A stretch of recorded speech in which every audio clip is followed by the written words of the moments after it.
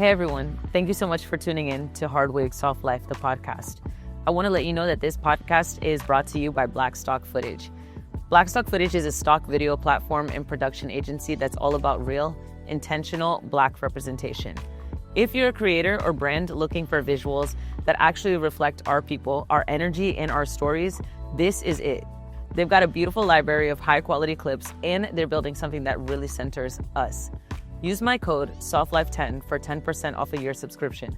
And big thanks to Black Stock Footage for supporting Hardwig Soft Life and showing love to creators like me. Hey everybody, it's your girl Melissa L. Atkinson, and we are on Hardwig Soft Life, the podcast. Today I'm with my friend Justin Storey. He is one of my most favorite digital storytellers, and I'm super amped to be here and to be interviewing him. I'm so happy to be here. I'm so proud of you. You all should be so proud. Melissa, I have known her for maybe, 8 years? I think we're at a decade. So Jesus. I think I met Justin. I met you probably 2016. So we're almost there Yes. at a decade. Okay, yeah. And just for some background, I mean, like we met on set. So true story. We were going to a Belk commercial. Belk, right? It was Belk. I don't even know if they exist anymore. All of them were running out of business. All of them. So we were on a commercial shoot on the bus. Yes. And there was a bunch of people there that were talking, but you're the most chill, laid back, beautiful person that was on the set. And we just talked. Yes. And yeah, so we stayed into contact since then, and you've evolved. I've seen you do different modeling gigs and acting gigs. A girl is trying. Yeah. I would like to say that I'm probably a retired model now. Okay. I know that at the time that I met you, I probably was going through the worst time in my life. I think it was more of hard wig, hard life at that point. Wow. So I'm really Wow. appreciative that you thought so highly of me. But I know we had such a great time. Yeah. And I just want to, I know back then you were doing a lot of child acting stuff. Mm-hmm. So if you could think back to the time that we met back in 2016, I don't even think you were out of high school. Would you ever imagine your career evolving in the way it has? And first of all, just tell us where you are in your career. Sure. Okay. Good stuff. Whew. So I own a digital marketing company. We do video, we do advertising, we do branding. That's our main thing. Mm-hmm. 60% of my clientele are real estate professionals, Okay. Attorneys, doctors. The corporate pays The people me. with money. The people with money. The That's people your with bread money. and butter. And I think as an artist, though, sometimes it's hard to figure out what you want to do, where you want to start, because the reality is most artists don't have money, right? Especially if you're just beginning. And even if you are a seasoned artist, people are not putting $10,000 into a project immediately. They can't. Sometimes it's a risk. And so for me, I had found in 2018, I had found this idea. If I could work with people who have money, real estate agents, Right. You sell a house, you sell a property, you sell a building, and you're going to about to get this, some of them, $20,000, $30,000 check, sometimes $5,000, sometimes $10,000. Regardless of it, it was this matter for me was go where the money resides. And so real estate was that thing for me in 2018. It really just blew into something where I was on the preferred vendor list on all these different brokers. Very nice. So all these agents were booking me for shoots. So that was that thing. I got tired of that. I wanted to work with small businesses. So I started working with attorneys. I started working with doctors, dermatologists, the mom and pop business down the street, the restaurant, helping them with their videography, their storytelling. That's the kind of I would say our pitch and what we do very well, storytelling, gathering the story, telling it. Mm-hmm. But I started off as a graphic designer. Okay. Hence all the graphics with Creators Escape. They were amazing, by the way. So I have to tell the listeners about Creators Escape, and it was in February, and it was probably the most magical event that I've been to ever. Yes. Thank you. And I got to be a part of it. And I'm grateful that you was a part of it. I'm grateful you killed your thing. She did the panel. She was interacting with everybody. Everyone's still who's that? Who's the girl with the white outfit? And you were dressing so good too. So listen, yes. I was I feel like a sausage in this house. But anyways, I digress. And that's just me being existential again. So in 2018 is when you started with your digital storytelling. But what made you transition from being in front of the camera to now I'm behind the camera? Was there a shift? I'm gonna give the story in 1 minute. So I think growing up, I have a twin brother. Yes. And we both were trying to figure out how to leverage on our image and leverage on our name. My last name is Storey. Love that too. I we're always wondered. let's be the Storey twins. So I literally created an email, thestorytwins@gmail.com. True story. Hit up every agent in Florida, every model talent agency in Florida, Orlando, Miami, Tampa. Hey, we're the Story Twins. We want to do acting. Here's what we have done so far. All that stuff was just church stuff at that point. We were doing like plays and stuff at school and church. Like, no, we gotta let's get a headshot shoot. So we did a photo shoot. And I was like the agent, my brother's my agent. And so we're just booking all this stuff local. So we did Disney. We've done like extra work for ABC. We've done extra work for like different TV shows, reality shows, like random stuff. And our first like actual check was like $600. And I remember giving my mom $300 from that. And I was probably like, I think 15 years old. And then there was this huge moment of opportunity that came to us that was knocking on our door. Hey, we want you guys to audition for this show on BET. And which show was it? It never became a show. No, okay. Yes, it never became a show. So it never had a pilot or anything? It was a pilot. Oh, okay. It was a pilot. And so years of like just like doing different acting and stuff, it led to this moment. We auditioned for it, and then they were like recommending us to do it, and then it was a compromising thing that my mom was like, "Nah, y'all ain't doing that." Okay. So then there was and another. And you guys were like 16 at this age? We're still in high school. And then there was another thing that came up for us to do some stuff, and I was like, I'm just tired of all these auditions. This one was with Nickelodeon. Doing these auditions, we drove to Miami, didn't get a call back. I'm like, screw it. And then my mother has a stroke a few weeks like after that, I want to say. And it put me into this point where I was like, you know what? You got to start figuring out ways for you to make your own money. And I wanted to do things like, as any young person would do, go to homecoming, go to prom, you know, get a haircut. Right. So I ended up starting my first business called Film My Story. And Film My Story was a video company to help, not really help people, it was just like to film weddings and conferences and stuff. My first This client, is like the beginning. We're planting the seed. We're planting a seed. I had this itty bitty camera from some, I think what store was that? PJ Maxx or some store back in the day. It was like a cheap store. $85 camera. And then after that, I ended up getting like another camera for $300. I told my aunt, hey, put me on payment plan. I'm gonna pay it back to you. Not you had a layaway plan with your aunt. Like. And so Film My Story, that was shooting like events and weddings. And my neighbor booked me to do her wedding. And I actually used that money to pay back the camera that my aunt gave me the money for. Very nice. Fast forward, now I'm like working with this very well-known financial advisor in Florida. And I'm doing some stuff for her. I'm still in school. Mind you, I go to school with her niece, and she's like, boy, you better not screw this project up. I'm scared as hell. Of course, like, scared. It's a lot of pressure. It's a lot of pressure. And I'm literally, I think, 17 at the time. So going through all of that, I'm working with people 4 or 5 times my age. And then truthfully, I had this contract with my church. Anyone stars in church, thank you, Lord. I had this contract, and they were paying me pretty good for my age. I was making $250 a week.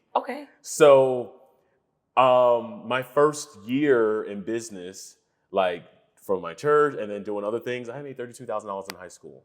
And I was still in high school. I was a senior now. I want to be like Justin Storey when I grow up. And made $32,000, and I was like, man, maybe this could be your way out. This could be your thing. And little did I know it became what it became. So that's the start of how it all evolved and why.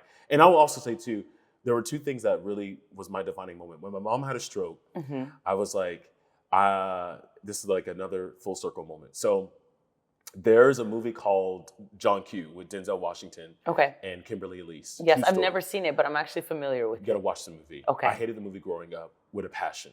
Okay. Part of it was because my mother had a heart condition growing up. And so, I'm sorry, you guys. My mom had a heart condition growing up. And she had open heart surgery. And like, she's a fighter. She's just been like through some stuff in life, like fighter. And so in the movie, Denzel is trying to save his son's life by giving him a new heart. So basically he goes to this hospital. He's like, I'm about to like, basically hold these people hostage. They're gonna give me a heart today type thing. Yes, I remember the trailer. He was raising hell in the hospital. And apparently he needed $100,000 in order to give his son a heart. So what he ends up doing was he didn't have that money. So he ended up going to the hospital, telling them like, y'all gonna get my son this heart. And he's basically already planning that he's gonna kill himself to donate his heart to his son. Oh, Jesus. Right? Okay. He goes to his doctor. Let's set this up. Bottom line is, that story was part of like my reality. So the movie was just, it hit too close to home. Right. So it's a full circle moment. I'm almost done. No, listen, we're on your time and I'm hearing your story. Like, this is my first time. I don't know any of this. So it hit close to home. Yeah, the movie the movie was too close to home. So that's why I didn't like watching it. So I said, I need to make $100,000 of my life so that if my mom ever needs a heart, I can pay to give her a heart. Oh, wow. That was the foundation to why I wanted to start so young. You know, if I can have $100,000, then I would be able to afford to give her a new heart. And so I think with that being like the desire, but beyond that, there was the gift. I was talented. I'm a pretty good communicator. Right. I know how to connect people. I always knew how to do that.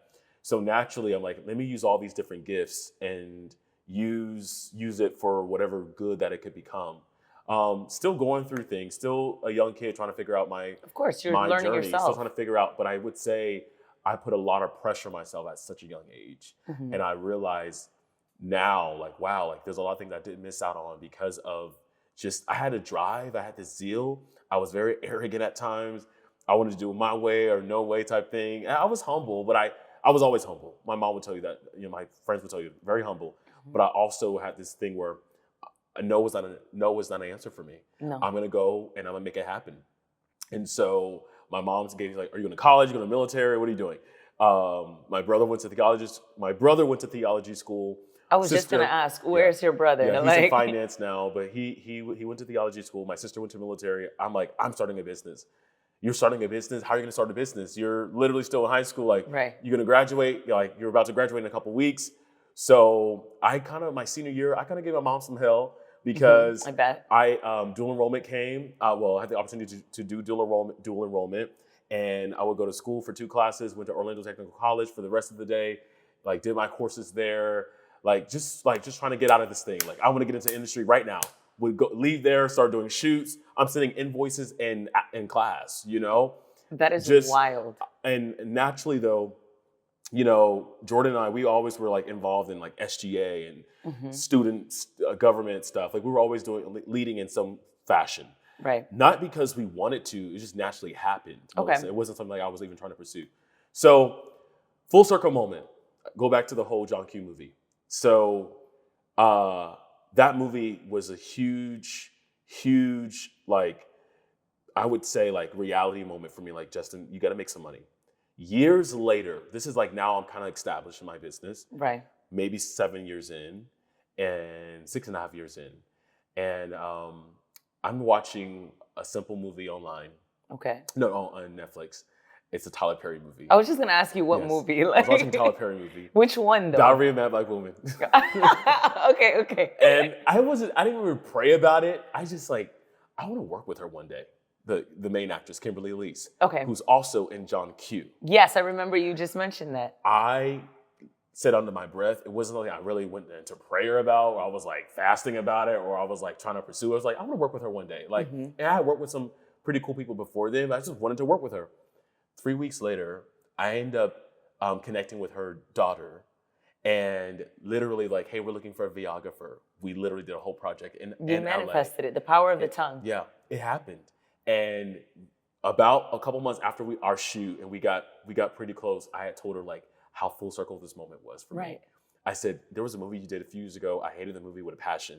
Yeah. And now, but your heart and who you are as a person is so like warm, and so it gave me this moment, like this person gave me, in a way, affirmation or like confirmation for where I need to be and why I'm here. Yeah, it's synchronicity. It just became real for me. So storytelling is what I do, Melissa, and we have worked with so many small businesses beyond celebrities. I enjoy working with small businesses, helping them tell their story, helping them maximize their influence, their potential. A lot of times people just don't start anywhere because they're waiting for a moment. They're waiting for the right time. And I'm like, well, no, you are the superstar. Like, you are, regardless of what level you're at, you're a superstar. Right. You're not a superstar because of a moment. It's already in you. A singer doesn't sing when they're at the Grammys. They're Right. singing because they're a singer. An actor doesn't act when they're at the Oscars. You're an actor. A preacher doesn't just preach on a Sunday. He preaches. So my uncle told me that years ago. Yep. So don't wait for a moment.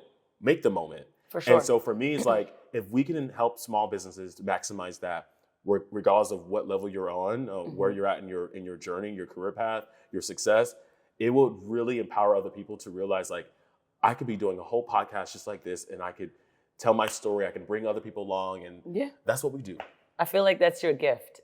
Innately, that's your gift, is to make everyone feel like their gift is to just like embrace that gift that they have within themselves. So that's part of the reason why we're here. Thank you. And so along with that, just quick question. So you go on this journey, you're in high school, you start your business, you have any doubts or setbacks at any point? Of course, tons of setbacks and doubts.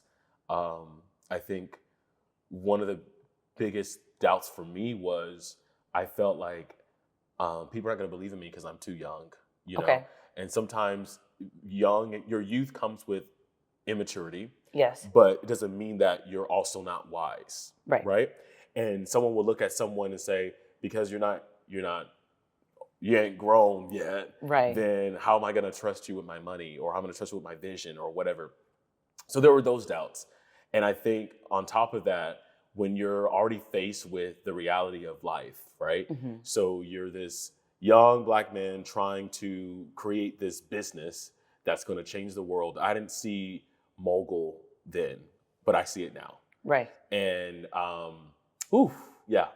speaking into existence, I see mogul now. Absolutely. And that was always like spoken around me, like through my peers, like, you're going to be this big time mogul. I can see it. Like, I can see a whole office, somewhere in California. And people would tell me that, and I would always just try to, imagine that, keep that on my screensaver, keep that around me, keep that, but the doubts were definitely my age. And I would also say failure. I hate people who know Justin. I hate to let people down. Okay. So when I was letting folks down, sometimes a project just went left and I didn't want it to go left. So it's just natural things, I'm 5 minutes late to this meeting. Like, simple things, that stuff would eat me alive, Melissa. I know, I believe it. I mean, I know that even when you were getting Creators Escape together, I kept telling you are one man. You cannot do everything all at once. I'm learning that, actually. I mean, but I used to let failures and mistakes eat me up.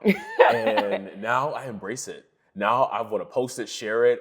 I use it now for my advantage. Mm-hmm. And then someone wants to, you tell your story before someone else tries to tell yours, Absolutely. And in ways where, like, and sometimes, for instance, I had this, the business has its highs and lows. It's had its successes, but there was a particular client that I did, and I was so happy to work with them. It was a corporate contract. Okay. Let's just say I didn't have the proper legal things in place to protect me, and protect the type of workflow that happened, the process, the deliverables. We had a certain amount of videos that we were supposed to produce, ended up like quadrupling that amount. So the contract said 30-something videos. We ended up producing 100 and something, 35 videos. Within what time frame? Literally, like, it took a year. Okay. And so doing this project, the project was supposed to take 6 months. The project ended up taking a year. It was supposed to be a 6-month process. It ended up taking a year. Okay. And why was it taking so? It was just because they were being a pain in the ass? It was a couple things. That too. Okay. But it was because, so they were saying that they didn't want to pay more money because of they felt like the agreement was still in place regardless of how much more videos was produced. Imagine us shooting this podcast. Right. And your company that you hired ends up producing, you tell them, hey, I just want 2 episodes out of this footage. Okay. Right? But you're reading a script, and your script affords you to have 10 episodes out of this recording.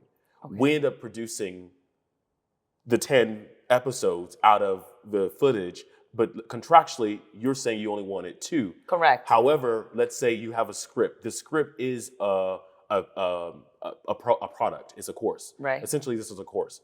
So we're producing all these videos for the company, and she's selling a course. It's a group. They're selling a course, And so contractually, we had 35 videos. We ended up producing 100 and something plus videos. And they felt like we were responsible because we had the footage. This is sounding to me like two different people having two completely different conversations, not understanding one another. Yeah. Because if contractually we're only doing 2 episodes and I make you 10, okay, so either we need to change the contract to make it to 10. That's or it. You need to condense your stuff into 2. Like, I mean, the math got a math here. And the thing is, the thing about it was there was no way to do it because, well, in their regard, because the 35 videos was just like not even half of course 1. This course has 18 courses. So you would have to pay more money to get to the end. What are they teaching? Like real estate. Okay. Remember I told you, I work on real estate. Oh so my goodness. that project was a lot, and I went through depression. And anybody would. I went through a hard depression to the point like, okay, do I refund half of this deposit? How am I gonna get this deposit? When you're an entrepreneur and you're like, you know, this was the most money I've gotten at one time. I billed a client $50K over time. Right. Like in a 10-month span, but not like, you know, I'm billing this client $20,000 at one time. Mind you, I had a mentor like, sir, this project should have been like $60K easy for all that you did. Like, I learned a lot from it. This was like now, you know, almost a 2-year project ago. But I went through a hard depression, Melissa, and it put me in this weird place. So I was like, I was hiding. I was like, once the project I was working on it, there were days I didn't want to get up. There was days I was just like done with it. Mm-hmm. And then I had no money anymore to hire editors to finish the project. It was like everything now got on to Justin to finish because I had to finish this thing. Right. Because this client was also a high reputable client, you're dealing with that. Okay. Then I'm also high reputable in my career as well. So you don't want anything to tarnish your name or your brand. My brand. Mm-hmm. And then, but we both have a level of influence in our industry. It's just the optics aren't really in your favor. It's not. Because yeah, like you're young. She has money. She has status. She got this, whatever. So I'm already kind of like. You probably, this sounds like it was an uphill battle to begin with this million course video thing, and then it's like, okay, well, yeah, you gave me the money, but now I can no longer, it's just too much. And then when I did talk to them, I had to have a hard time. I would say too, there were parts still, I'm not gonna lie to you, there were parts where Justin, the moment you saw things were going left, you should have been a faster communicator. Yeah. That's one thing I did not do well. You don't know what you don't know. I wasn't, when I was now deep into the project and I realized, damn, we're on video 40 and I'm looking at the script and video 40 is in module 1. Right. There's 18 modules, you know? So I should have spoke faster. And then finally the project got done. I took a trip to Jamaica with my mom. As you should. And when I went out there, I just like, Lord, I just need this moment. Like, just, I need to know what's going on mentally, emotionally. I was dealing with some things personally. And that's when like Creators Escape was rebirthed out of, because I already knew about Creators Escape 3 years ago. Okay. But I procrastinated. I put a pause on it. I'm not ready for it. I don't feel prepared. Mm-hmm. And then I got into several different big projects that was like taking over my time. So there was no way I could give Creators Escape my full attention. Okay. But September, went to Jamaica, and you know, I would just randomly go to the beach and just listen. And I knew I had to do it. And so, yeah. So the dealings with this client that you had, it wasn't that long ago. No. Okay. And so Creators Escape came to you, like, you want to say like 2021? Like that was an idea of yours? Creators Escape came to me so the idea came to me in 2021, but the name of the event did not come to me. So initially Creators Escape was supposed to just be a retreat with some friends. Okay. We were going to take a trip, start the new year. One of my friends, she is a violinist, and we actually took a trip. I was on my way to LA for a trip. We became friends. We're just how we became friends in some weird moments. You got to check her out. Her name is Chelsea Green. She's an artist, but she's like performed at the Grammys. The weekend I was heading to Los Angeles, she was heading to Los Angeles. I fainted on the plane. Yes. What? I fainted on the plane. Is it stress related at this point? No, I was fasting and I didn't eat for like days. Oh, okay. Yeah. And I was like, a flight from Orlando to LA is like 6 hours. Yes. So, I didn't eat for a whole day. You're not intermittent fasting? Like, explain. I was fasting for like, every time I do something big in life, I always just take this moment to like fast. For how long? Do you set time Sometimes frames? just 3 days, sometimes a day, sometimes it just all depends. And so when you fast, you just don't eat anything the whole 24 hours or 48 or 72 hours? I think for me at that time, I'm more mature about it now. At that time, like, I'm just gonna go cold turkey and just do it fast. Ooh. Like, I'm doing this big project. I want to be focused. I want to also like get my spirit uplifted. So I end up fainting. I feel like I'm gonna pass out listening to it because I'm like, what? Like, so I'm on the plane and she's like, we're talking and all that, and she's like, yeah, you don't look good. I'm like, yeah, you think so? So she's like, I'm gonna go and get the flight attendant. By the time the flight attendant came, I'm like this. And then all I remember, they're like, hey, we're gonna put a cold pack on your back. They gave me a banana and something to take, but like instant, like maybe 2 minutes later, I was like back to normal. Yeah, you needed to put some fuel in your body. Once I landed, I to LAX, went to the nearest Wendy's, got me a burger, and I was like, yeah, screw it. But Chelsea Green, we became good friends since then, and she was actually on her way to perform with Lizzo. Okay, very nice. But she's like you and I. She works a job. She works out of college and she's an artist. She's really cool. So I was like, yo, let's start the new year going on a trip. I'm gonna invite some friends. I'll tell some friends about it. And then I told some other friends about it. Like, hey, we're just gonna start the new year, go somewhere. Okay, bet. So at this point now we got a photographer, we got a violinist, we got like an actor, we got all these different people just like, I want to be part of this retreat with you. Okay. So that was 3 years ago. Nothing happened to it. Nothing was set in stone. Someone recently told me about this yesterday. I made it out of the chat. What's that called? Oh, when the group trip makes it out of the chat. Like we all didn't make it out of the chat, unfortunately. And so, now fast forward, June, let's backtrack. A year ago. Okay. A year ago, I had told a friend of mine, a client, Dr. Marceline Gurley. I told her about it. I think you remember I mentioned I absolutely remember Dr. Marceline Gurley. I had told her and her husband about me doing this idea. I want to do a Creators Escape retreat. I want to do a retreat for creatives. I didn't have the name yet. So Creators Escape was not a name yet. It was not a name until September of last year. Okay. But a few years... so what year were we in? Yeah, 25. Yes. So I ended up telling her husband about it. They're like, we want to be a part of it. They literally hit me up all the time. Like, when you're doing it, Justin, like, we're ready to go.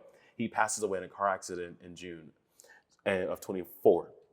So when that happened, I was like, man, I can't allow something that I told someone I'm going to do, right? Like, leave this earth and I don't fulfill something that I told them I'm going to do.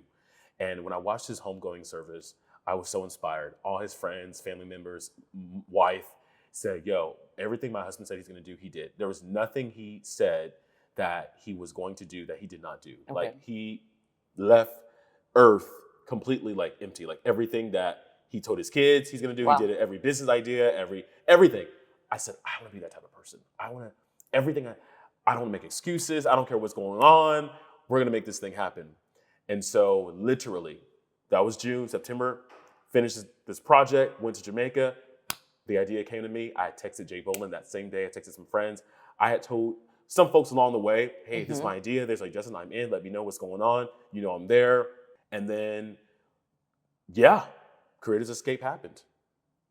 Wow. Okay. So thank God for that woman who had 1,000,001 videos because and obviously shout out to Dr. Marceline and her husband, of course.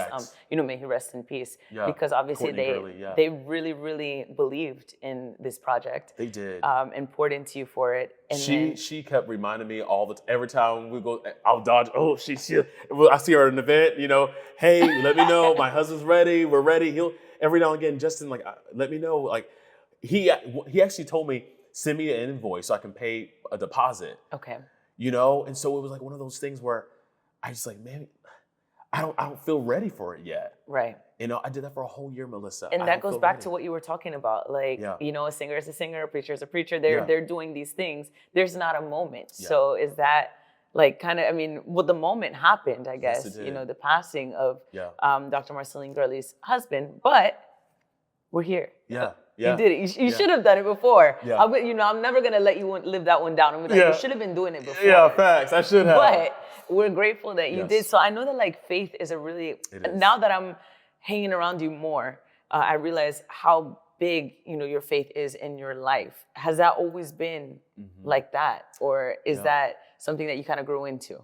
No, faith was something introduced to me as a kid. Okay. I think by the time I was like born out of my mom's womb, but I would say as I've gotten older, I've realized what religion looks like and what faith looks like. And so I'm grateful for my upbringing in church. I'm grateful for a foundation. I think that protected me from a lot of things. I think it gave me some grounding and some morals and some standards. Heck yeah, for sure. But as I've grown into my own person, my own experiences, meeting different people, you get to realize religion separates people from God, and faith brings us closer to God. Mm-hmm. And for a long time, I thought that, religion is what binds us to who God is and our existence in Him and all those things. And I realized that so many people, I would meet folks who have their own paths, different domination, different ways of how they express their belief. And I didn't understand why someone who I would meet that is the truth, go to church, love God, but live certain ways that like contradict what they say. Nobody's perfect though. Right. I'm far from perfect.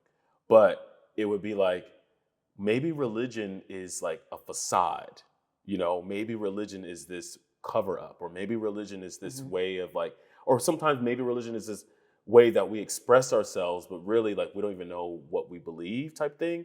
And I would just go on this journey. Like I would ask questions, and my faith, I love Jesus. I'm saved. I have a relationship with God. But I also say that there are ways that people express their faith, and it doesn't mean that your way is the only way, or your way is the worst way, or the best way, or the whatever way. I have seen God move in some crazy ways. And this was the reality moment for me. I had a business one time downtown Orlando. Actually, I had a studio, and that's part of the. I went through this depression because I had to close my first brick and mortar studio down. Okay. And that's big. There was a woman who came in there one day, homeless woman, and she literally was like, "Hey, can I help you? Whatever." And we let this woman in. A good friend of mine, Evelyn, was there, and she was just sitting there, and we had some food in the refrigerator. And this chicken was probably like, Publix chicken was like old, like 4 or 5 days old. And this woman literally went in the kitchen. I was like, "Ma'am, I'm ordering you something." No, she went in there, ordered this food, and like ate all the food. And I'm sorry, I don't mean to good. laugh. I'm like, it was so you're closing down, and a homeless woman just comes in. And is like, "Can I help you?" At this time, the studio was still like fairly new, but we're like, now the studio's closed. But like at the time, I was fairly new in the space. But she was helping me. I don't know. There was a contractor painter there, I think it was, and then he came with her. Somehow the woman got into the space. Okay. And so, anyway, so she was, we were looking at her, and honestly, there was obvious signs of some sort of like abuse, substance abuse or something, right? So I was kind of like low key, like, what are we gonna do? There's anyways. Anybody would be sketched out. I mean, if you're a stranger, you're downtown. It's already whatever, and I see how, her presentation was already kind of like, what's up? But I'm like, God just like, show her the love, show her grace. She came in there and she's like, "Man, you're going to go so far." This woman spoke life into me. That's probably what you needed at that moment. She spoke life into me. I don't even know her name. And I knew God was talking through her. And the Bible talks about that. Like the rocks will cry out. He'll use a vessel. He'll use a jackass, right? Like he did in scripture, right? So it was like this woman, it was just weird how it happened. So she spoke so much life into me. And I'm looking at her in her eyes. And then she's like, "I know you're looking at me like, who am I?" And she tells me her whole life story. Okay. I was a school teacher. I was full figure. She showed me a picture. I'm like, no, this is you. And like this Poor now, this thing. woman's probably like 150 pounds less. Like, Mm-hmm. no, this is not. She's like, this was me, Justin. And she tells me her story about how God saved her. And she's like, you know, she was like talking about, she was praising, she was putting her music on. And I had this moment like, man, Justin, like, this is not in a church. This is not in your traditional church space. No. But this woman like is low key like preaching like Mm-hmm. facts. And we're edifying each other's faith. And she said, God saved me one night, Justin. I was being raped by a lot of men. Got it. And she said, I was somehow in this ditch. And for days I was there. Oh, that's so sad. And she said, God, if you get me out of this, like I would do better. I would serve you. I would, you know, all these things. She said, Justin, one day I ended up getting out of this ditch. She doesn't even know how she got out. She said, Justin, I was running so fast and almost like I was flying. Mm-hmm. And other people, one of her friends were like, girl, we saw you the other day. You were flying. She was like, I was flying. Like she doesn't even remember what happened. Right. I'm like, man, could it be even at times when we're under the influence or we're going through these moments in life, or maybe we're having these like, we're hallucinating or we're whatever we're going through, whatever it is. And God could still speak to the heart and speak to the soul. Absolutely. He knows how to do that. The Spirit of God knows how to do that. So it's like, I said, man, like religion would have separated me from this girl, this woman, this conversation. Yeah, because you would have Religion- just judged her from, you know, Correct. the outside. Correct. And it wasn't even a church space. Like it was at a studio. So it was like, for me, I'm like, man, I'm done with this whole thing of, mind you, I'm still a church boy now. But for me, it was like, I could care less about what someone presents. I want to, where you come from. I've been around rich people, poor people, broke, busted, disgusted, drug addicts. Like, I mean, I know it's all of that. And in this industry, you're around it. A few months ago, I was at this event. Well, we were leaving an event, and we were at this executive of this company's house. Very wealthy people. Of course. All the house, cars, and all this stuff is laid out. And at this event, they had Coke. They had party favors. They were ready to go. They were ready. They were ready. And I was like, you know, for me, it was like, Justin, this is normal, and especially in industry, and anywhere is normal, right? But specifically in industry. Yeah. And no judgment to them. I just didn't want to do it. I wasn't going to partake in it. It wasn't something that I wanted to do. Right. And so I say this story to say is because sometimes in life, I think, for me, I've always been that person to say, I want to be that person to have morals, have dreams, have standards, have a certain path of how I want to do life and live life, not judge people, not make people feel judged, not make people feel like what they do is like the worst of the worst in the world. Right. I want to be an example in my own way, in my own creative way. And if you think my way is something that you feel interests you, then cool. If not, we can still be good friends. You know, we can still kick it. You know. Right. And so, me being at this person's house, they noticed when I left. Was it an Irish goodbye? What do you mean? What is that? You don't know what No. Okay, so first of all, like, shout out to the Irish people. March 17th is St. St. Patty's. Patrick's Day. But they also invented my favorite way of saying goodbye, especially when you're just trying to be out of there. Okay. It's a silent goodbye. Like, you don't even say anything. You just leave. No way. Yeah. Well, I guess I did that. So I didn't say nothing. I had called my Uber, called the Uber. I was like, it's time for me to go back to the Airbnb. So while I'm there, I said, I had one of my girlfriends that was there. I say, hey, I'm going to leave. She's like, oh, okay, great. It's like, but I did tell her, don't tell nobody else. Like, don't mention it to no one. And she's like, okay. And I ended up just getting an Uber and I left. And then the next day, one of my friends was like, everyone was asking about you when you left. They're like, where did you went? Where did he went? Where did Justin go? And that's when I knew that that moment was actually defining for me and for them. Right. Why? I'll tell you why. You don't have to preach.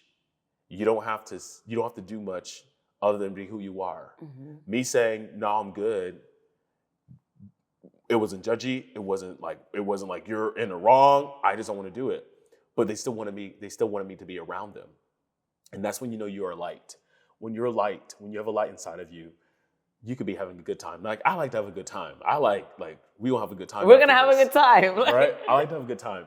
But I also know what type of spaces I want to be cognizant of my experience, of my standards, of what I believe.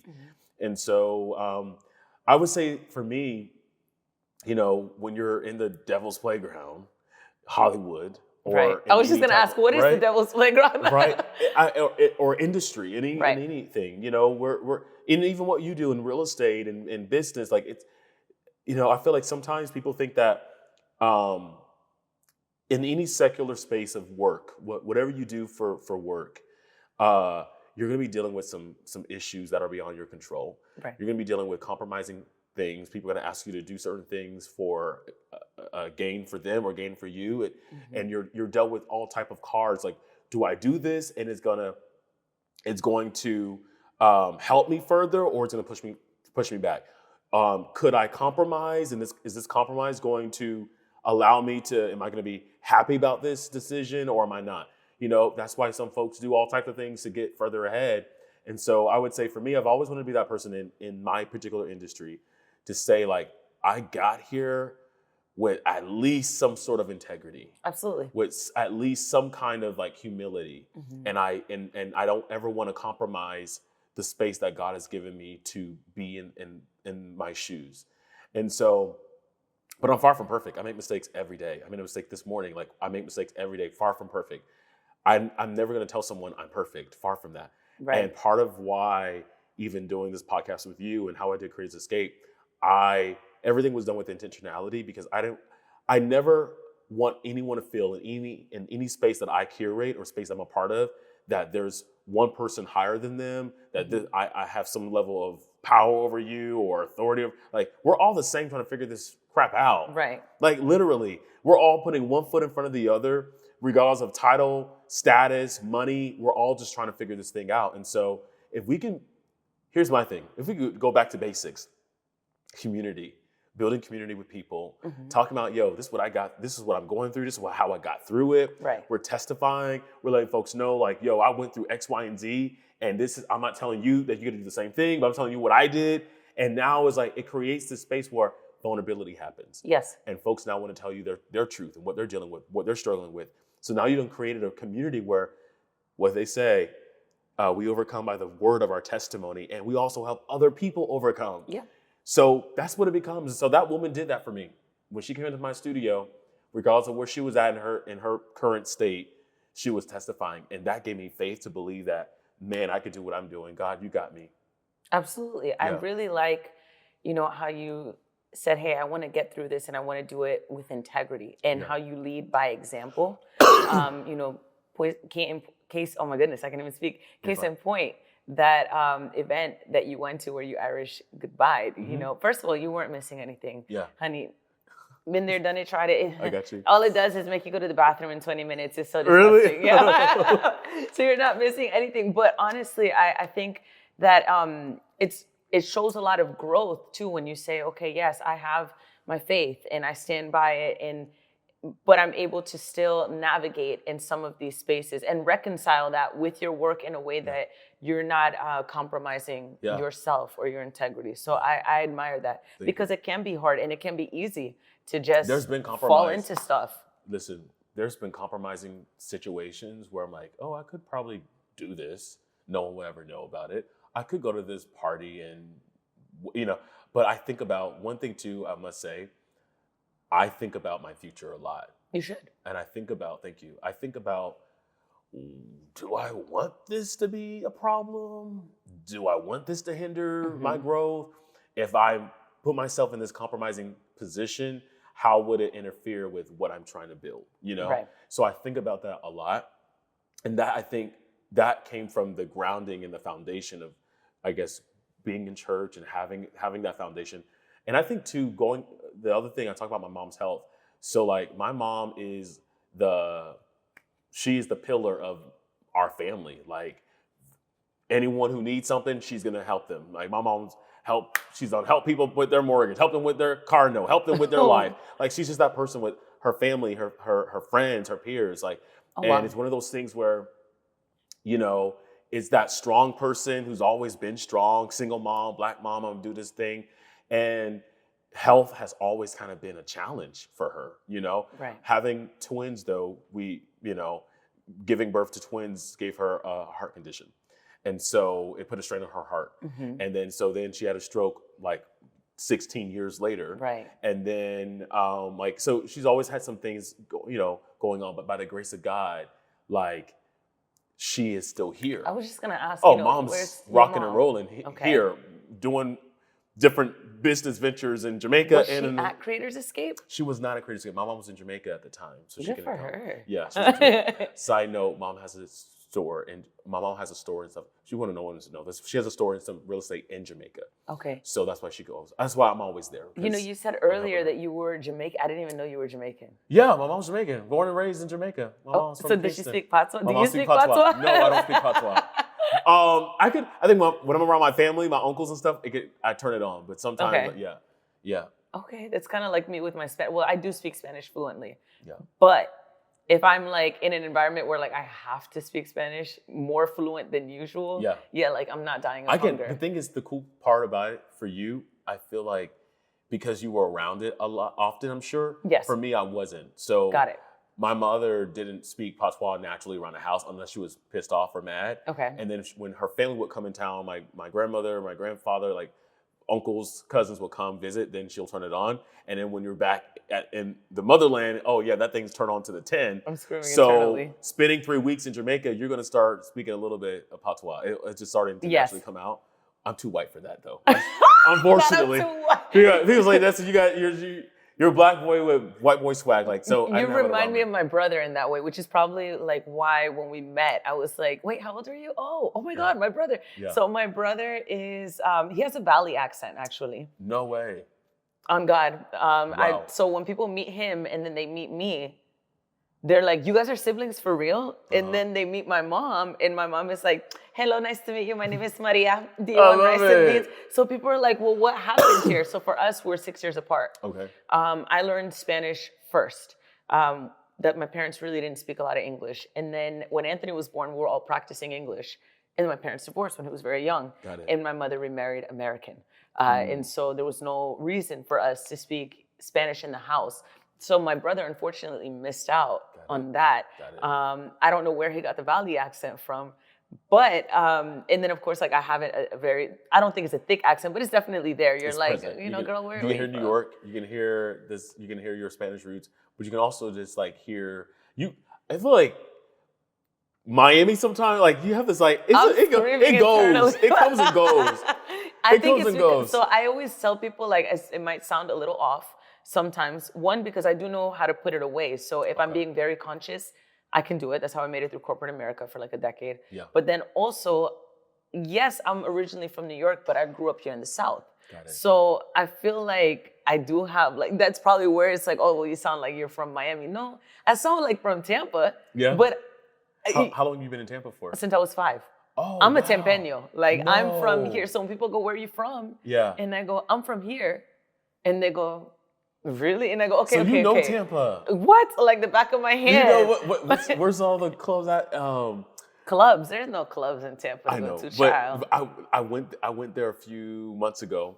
We were. And you didn't say nothing to anybody? No, this is this is probably like months, like before we even reconnected. Okay. Like, I was about to be offended. This was when I say months, I'm talking about not this past year, but like a year before that. Okay. So maybe a year and a half. What's that strip called? Ybor? Ybor. Mm-hmm. People crave about Ybor. Like Ybor is like the thing. Yeah. No, I used to. Okay, so back in my day, in like Sabrina and Imani met me back in my day. No way. They met me back in my day. Melissa was a wild child, but I used to walk Ybor by myself. I knew all the DJs, the promoters, I just knew everybody, you name it. So I would walk up and down that strip by myself in my heels, and people would like catcall at me, and I'd be like, have a great night, be safe. And I told someone that the other day, and they were like, not you telling predatory men in the street to be safe, but it is a defense mechanism was what it was. Oh. So I don't know how crazy the other person is. I Sure. don't know how drunk they are, and I don't know how crazy they are. So if you catcalled me and I ignore you, Mm-hmm. you can attack me for ignoring you. Mm-hmm. If you catcalled me and I insult you, you're still going to attack me. Correct. So if you're that crazy. So if I'm gracious and I Mm-hmm. smile and I walk my skinny ass real Yes. fast and I Yes. wait, okay, bye, have a good one. Yes. They'll say, oh, thanks, okay, bye, baby girl. What? And we keep it pushing. So you're young, skinny, Yeah. light-skinned. Just outside. Like Outside. I'm a retired party girl now. Okay. I'm inside now, but There's two things I want to say. So what is the whole cigar association with Ybor? so Cuban people are the ones that basically built up Ybor. Okay. And so kind of like how, in Miami, they call it like Little Cuba, basically, Little Havana.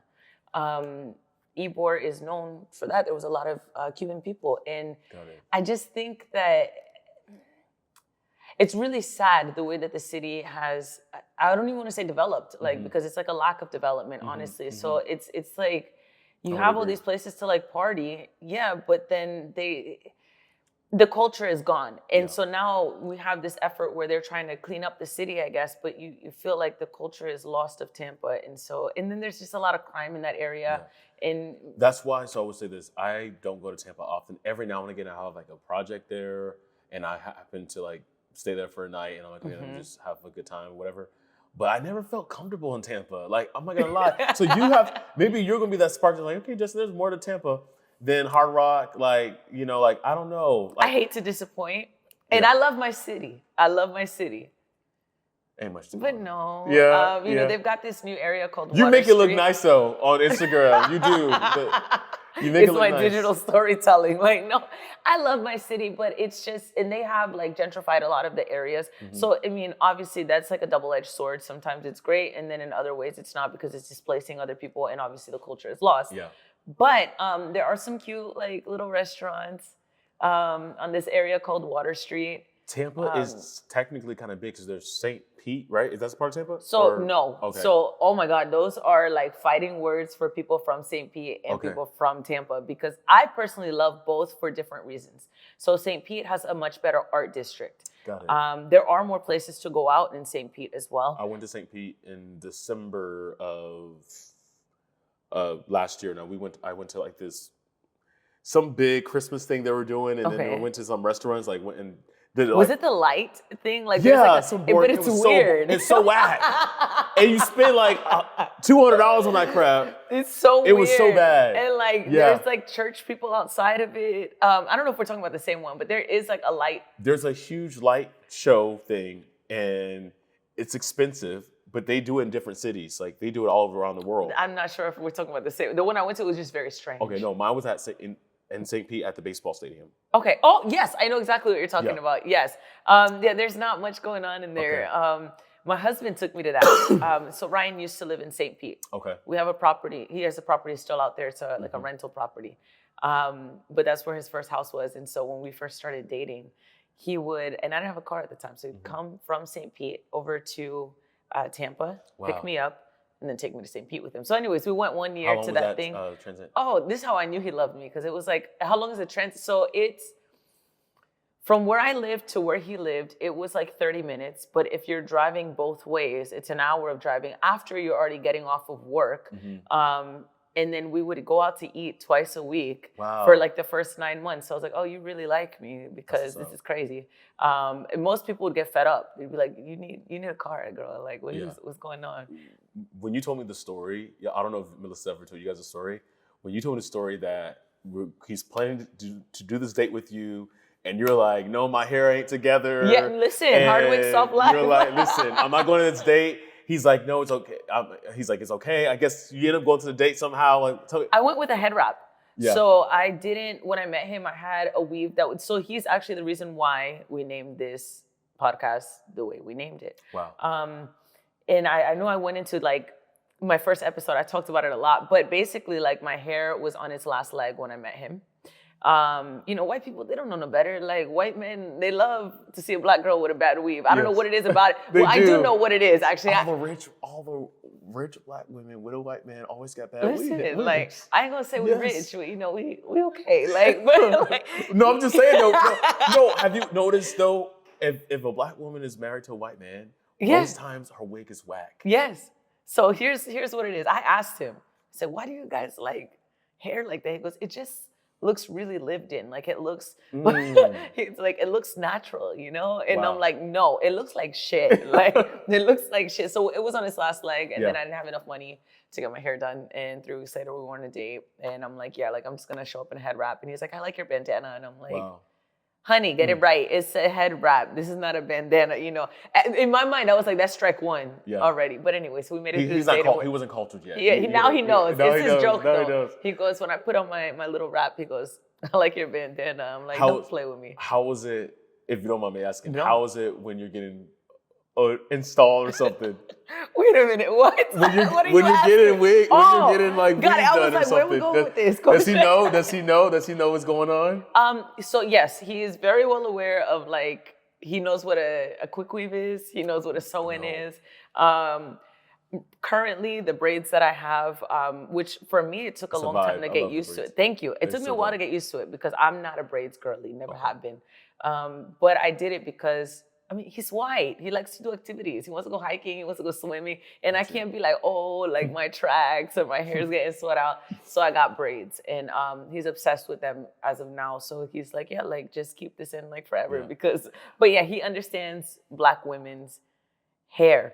I did have one more question. And you're good, please. Now that we're like on the topic of like black and white, right? We got time, right? I don't have my watch, but we have time. All right, cool. So this is gonna be like our last topic, and then we'll hit like the spitfire questions. Cool. But obviously, we're talking about like black and white, and I mean, you are a black man who walks in his purpose and in his faith in this industry. Yeah. Tell me about navigating have you come? I'm sure you've come into some kind of like challenges as a black man in this industry. But yeah, like what is one that stands out to you most? I think and this may be kind of like a wowsing moment for people to know. There's times where I'm actually highly accepted from like white people, right? Highly accepted. Maybe it's how I talk, maybe it's how I carry myself, maybe it's experiences of, we may have an experience that connects us. Hey, I know this, I'm aware of it. Right. Doesn't change the fact that I know what I come from and who I am. And you know, I've witnessed some struggle in my life. You know, witnessed my mom being a single mom, like working really hard. We never experienced, you know, growing up, never experienced like, you know, poverty ever. Right. But not because it could not have happened. It was because I saw a single mom work her butt off, you know? And I think I owe her a lot because how we were raised, just certain morals. Like we had a tutor, we after school, we were always doing something, you know? And we actually wanted to do certain things. So my mom was like, okay, y'all gonna get your license at 14 or like she was always trying to make sure we were like on certain things. It makes sense. She's trying to make your life better probably so that way you don't have those struggles. Yeah. And so, but to go back to your question is that I think as I got older and I was trying to, you know, go into this career and work with people, like I never wanted to be a black owned business. I never promoted myself as that ever. I never promoted myself, I'm a black owned business.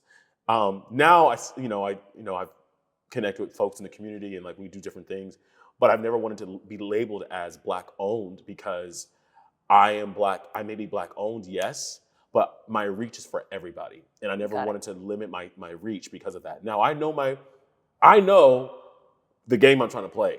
Right. You know what I'm saying? I know the bag I want to secure and what I want to do with those resources and how I want to help the community.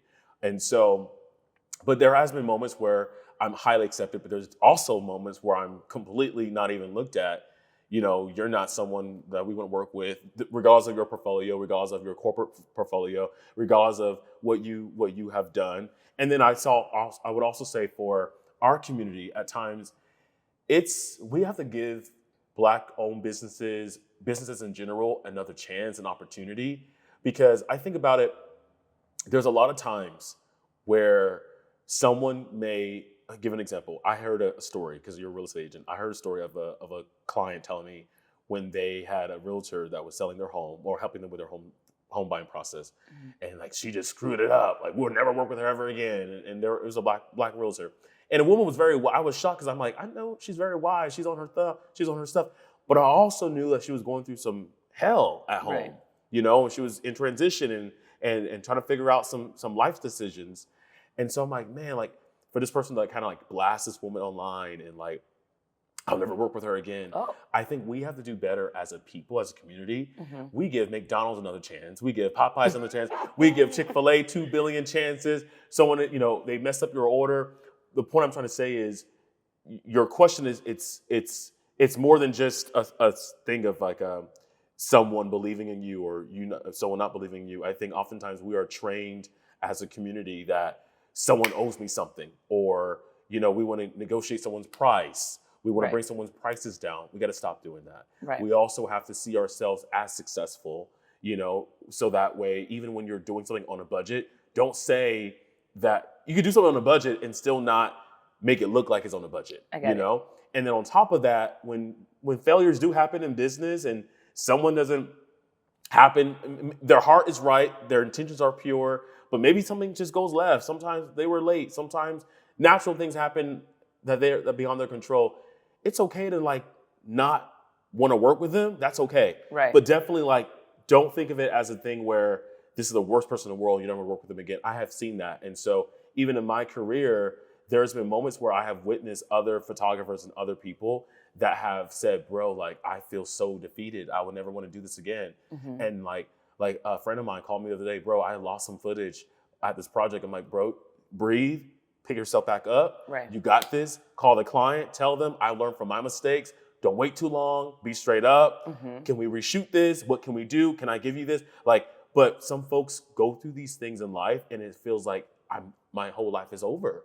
Yeah. And so I would just say hope that answers your question. No, it does. It actually leads into as a community too, just like mental health. We feel like we have to come in at our best and we can't even we can't fail, right? Because maybe like Jessica, Margaret, and Stacy can come in and like half-ass something, but I can't. And the minute I make a mistake, I can't get away with it in the same fashion, perhaps. You freaking said it. This is the teaser. Yeah.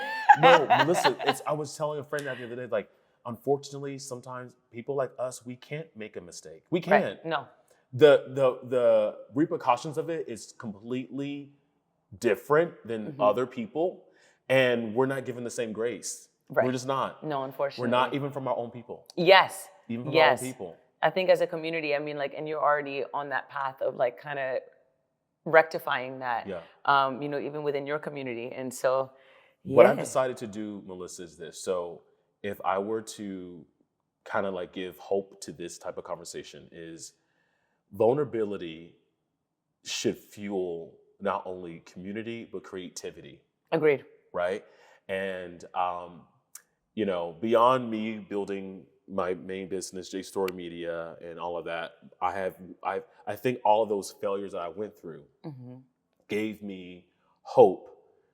I was looking for a community that could support me in some of these moments that I was going through, and I couldn't find it. Right. And I also knew there were people around me. Let me, say I had friends and family and peers around me when I was going through challenges and trying to figure my way out and trying to figure out what to do, how to do things. But you still feel alone because people can't talk your language. They don't understand what you're going through. Right. So it's like, I could say, Melissa, I understand you, but you're like, Justin, do you really understand me? Because if you really understood me, you would know why I even feel this way. Right. Right? Or what's going on. Creators Escape is a community to help everybody. The mom and pop business, the person who's at home right now, playing video games, doesn't know what their purpose is. It's for the high functioning creative who is in demand, who's working for Essence and working for Vogue and all these different platforms. It's for the person who's in this waiting period where, hey, I've done all these things in my career, but right now I'm kind of at this pause and I don't know what's next. I'm waiting. It's for the person who is that high ranking 1% whatever, and they just need a helping friend. They need someone to cry on They need someone to talk to. They need someone they can be vulnerable with. And we have seen, I saw this thing on Instagram. It said, this is what depression looks like. It had Robin Williams, Chesley Christ, who was the Miss Universe. Okay. And it had all these like really well-known people on this collage.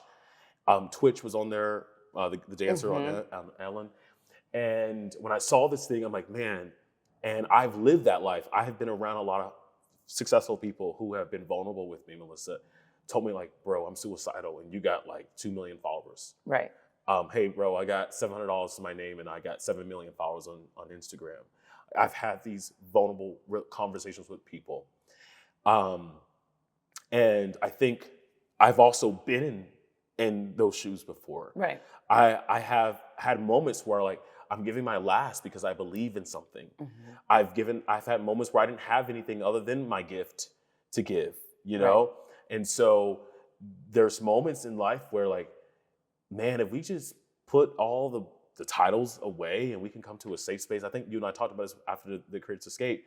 Like, I imagine a space where people from all walks of life, all career paths just come to a space together, community, and we build community, we build vulnerability, we help each other. Hey, and I don't know if it's a matter of, like, I can see it like different chapters. It's just how I kind of see things. I can see like chapter Atlanta, I don't know, Miami, Chicago, New York, Atlanta, you know, Zimbabwe somewhere. What is it becoming? So it's becoming a safe haven for entrepreneurs, for creatives, for visionaries. If you have a vision for something, you are creative. You don't have to be a photographer or a content creator to be a creative. And so what Creative Escape is going to become is like a safe haven for anyone who wants community. They also need access and resources to mental health therapists. You need a financial advisor. Hey, you need a graphic designer. You need someone to help you. I want to be able to have folks, when they have an idea for something, this can manifest itself and happen within a couple of weeks, couple of days. Like sometimes we have ideas, like we just need someone to like help. Like, you're a photographer, you're a graphic designer, you're a videographer. I have this idea. Can we do something like right now? Like, I want to be able to create this space where folks can just have access and resources. And so we'll have a vetted list of professionals that can help you do X, Y, and Z. We'll do monthly events. We'll do quarterly events. We'll do different bigger events, retreats. You'll be a part of it, obviously. And we're just going to build this thing. And classes, hey, Photoshop classes, Canva classes, business classes, sales classes, marketing classes, how to pitch yourself, how to brand yourself, how to start, how to shoot content, you know, how to formulate your business. Do you do LLC? Do you do INC? Like, just want to have all these different, and then mental health clinics where like, we're going to do an hour, power hour on, you know, we always do happy hours. Why not we do happy hour on wellness? Like, we're just going to spend an hour. We're going to go to this beach. We're going to go to this park. We're going to, you know, just release. We're going to pray. We're going to recharge and being intentional. That's the feeling that you provide too. Because I literally left out of there. I cried. At Creative Escape, all the prayer, I was like, what is happening? At this point, I feel like you're almost like the consultant for the creators. You know, you're like, don't say the corporate word. Let's go with something else. Maybe like, but I see what you're trying to say though. And it's kind of like, there was something that you said that stood out to me that I think about this often. So even my podcast, I feel like I'm creating a safe space for others to come and listen, but also those who are listening to me are creating a safe space for me to come and talk. And so you're creating a safe space for creatives to come together, but also those creatives that are coming together for you and for the greater purpose are creating a safe space for you to continue on in your journey. So it's you know, Melissa, one of those exchanges. One of the things that I would say after the event, and this is how I knew it was meant to happen. Everyone said, Justin, I didn't think some folks came up to me and said, I didn't think I belonged at this table. I didn't think I had anything going on for me to sit at this table. And I've always said, like, man, like, God put me in a place where that person who's at home, like, just like a lot of folks just need hope. Like, they just need hope. For sure. And if I can give folks a little bit of hope that you deserve to be a part, you deserve to be seen, you deserve to be heard, you deserve to be known, you deserve to be thought of, it gives you that oomph of confidence that, I do belong on these panels, I do belong at this table. And I was intentional. Like when we did our VIP reception, I was intentional. Like everyone was making their plate. I don't care who's on this lineup. Y'all making your own plate. Yeah. You know, I was so intentional with everything to the point of what the itinerary, the schedule, the flow, the panel I wanted, and I love that at the very end, the actual conference event, at the very end when everyone was collaborating. Yes. And everyone was like, "Yo, I'll be the producer. I'll be the driver. I'll be the that stage writer." Full of all of us. Like we created a project in 10 minutes, not even 10 minutes. I'm sorry, like within a minute or two, and everyone was collaborating. And at the end of Creators Escape, all of the audience was sitting on the stage with the panelists. And so I mean, oh my gosh. So when the next that one, was a moment. That was a moment. It was. That was a moment. And here we are today because I was so inspired from the Creators Escape. Yeah. I was one of those people that had imposter syndrome all the way up until the actual Creators Escape. I kept telling my husband, I don't know why I'm going to this. I don't know why I'm invited. I don't know why I'm the panelist. What am I going to say? Because I'm always downplaying my own achievements and aspirations. And I left there with a newfound sense of like purpose. And I told myself, okay, I'm going to reboot this podcast, Hard Way Self Life, and we're going to do it the right way and all of that jazz. And here we are. And I got to have you now. I have a few questions, just like quick spitfire. I'll be quick. Questions. All right. Elevator pitch, Justin. You love to tell a story, but okay. So I know that you are all about manifestation, right? So if you had one dream collaboration that you could do, what would it be? Well, I've always wanted to do a movie. So I think one day, we got to change our words. I will be doing a movie one day. I guess collaborating. I don't know who I want to collaborate with, but I definitely want to. If I were to collaborate with someone, it would be one of those like high-ranking actors that's like in Hollywood that you're like, wow, like this would be in history books, like something like that. Top three actors. Will Smith. Okay. Will Smith is one of them. I will also say Denzel. And transparently, I love those are you say your A-list actors. I also love those who are not like popularly known. Like the underdog. Like the underdogs. Mm-hmm. So like lately I have been like really thinking about those people who are like, you've done some great work in your career, but you're just not acknowledged like that. Right. So there's a whole list of them, but I would say probably an actor that I feel like has done a lot of great work, they're just not as visibly seen, would probably be like, well,